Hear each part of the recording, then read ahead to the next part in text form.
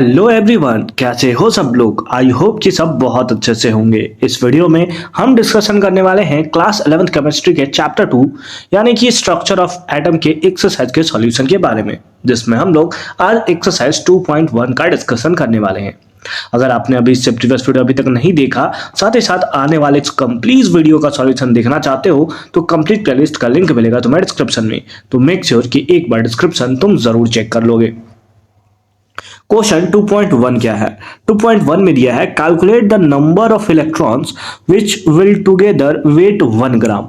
यानी कि simple form में तुम्हें यह बताना है कि कितने इलेक्ट्रॉन्स मिलकर 1 ग्राम है ना वो फॉर्मेशन करेंगे, इसका तुम्हें बताना है।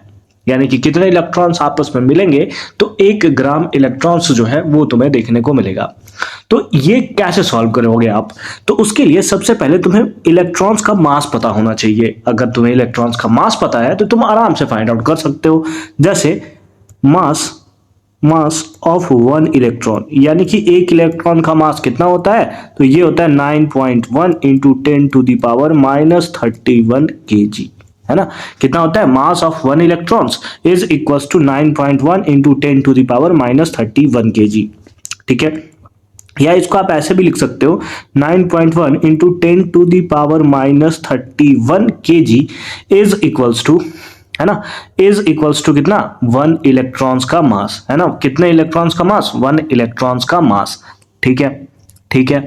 हमें पूछा हुआ है कि कितना मिलकर, है ना, 1 ग्राम का फॉर्मेशन करेंगे। तो सबसे पहले अगर इसको 1000 से मल्टीप्लाई कर दिया जाए इंटू 10 टू द पावर -31, इसको हम लोग अगर 1000 से मल्टीप्लाई कर दे तो ये वैल्यू किस में आएगा? ग्राम में आएगा, है ना। 1 kg में कितना होता है? 1000 ग्राम।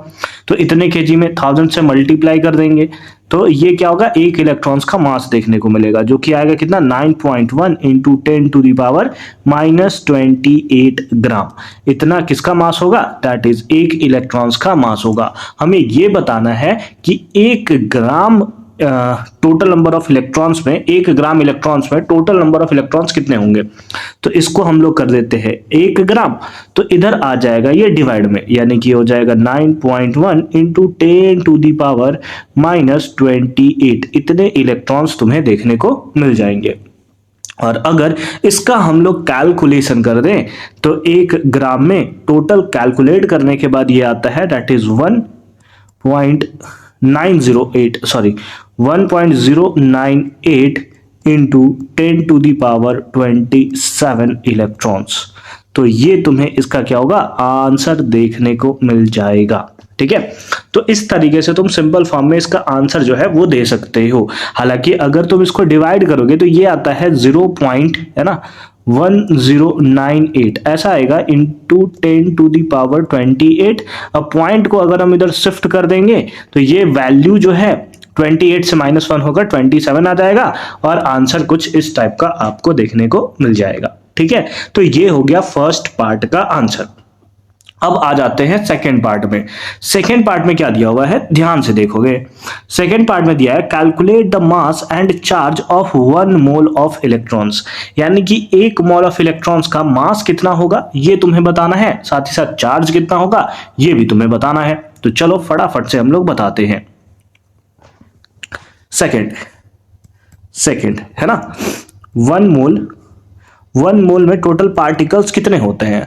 तुम बोलोगे ये होता है 6.022 इंटू 10 टू द पावर 23। इतने पार्टिकल्स 1 मोल में प्रेजेंट होते हैं। ठीक है, हाँ सर बिल्कुल अच्छा है। ठीक है, अब मास ऑफ 1 इलेक्ट्रॉन्स कितना होता है? मास ऑफ 1 इलेक्ट्रॉन्स सर अभी तो आपने बताया था 9.1 into 10 to the power -31 kg।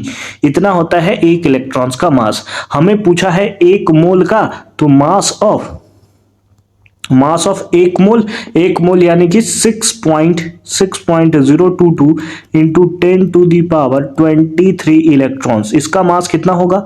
तो सर 1 इलेक्ट्रॉन्स का मास है 9.1 इंटू 10 टू द पावर -31, तो इतना का मास कितना होगा? तो इतना से मल्टीप्लाई कर देंगे, यानी कि कितना होगा? 9.1। एक सेकंड थोड़ा ठीक से लिख देता हूं मैं इसको। हाँ, कितना हो जाएगा? That is 9.1 into 10 to the power -31 और इंटू का कर दोगे कितना? 6.022 into 10 to the power 23, 10 to the power कितना 23। ठीक है, अब इसको आप मल्टीप्लाई कर दोगे, मल्टीप्लाई करने के बाद ये वैल्यू आ जाएगा that is 54.8 into 10 to the power, है ना। इसको तो 54.8 होगा, दोनों को ऐड कर दोगे तो ये आ जाएगा 8। कितना आ जाएगा 8 आ जाएगा, वो भी किस पे माइनस में। ठीक है, माइनस में आ जाएगा।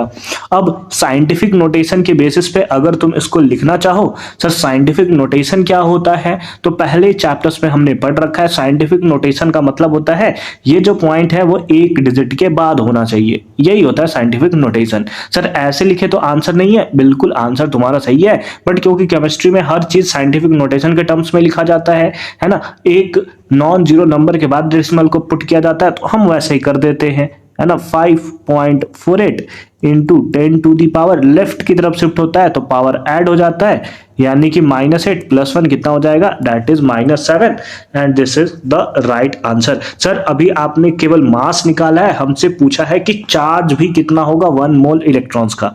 ठीक है, ठीक है, वो भी निकाल देते हैं, वो भी निकाल देते हैं। ऑल्सो चार्ज ऑफ 1 इलेक्ट्रॉन्स, एक इलेक्ट्रॉन्स का चार्ज कितना होता है, तो ये होता है 1.6 into 10 to the power -19 coulomb, है ना। ये होता है एक इलेक्ट्रॉन्स का चार्ज। तो एक मोल का कितना होता है, तो charge of 1 mole electrons, 1 mole electrons, इसका चार्ज कितना होगा, तो इसका होगा 1.6 into 10 to the power -19 into 6.022 into 10 to the power कितना 23।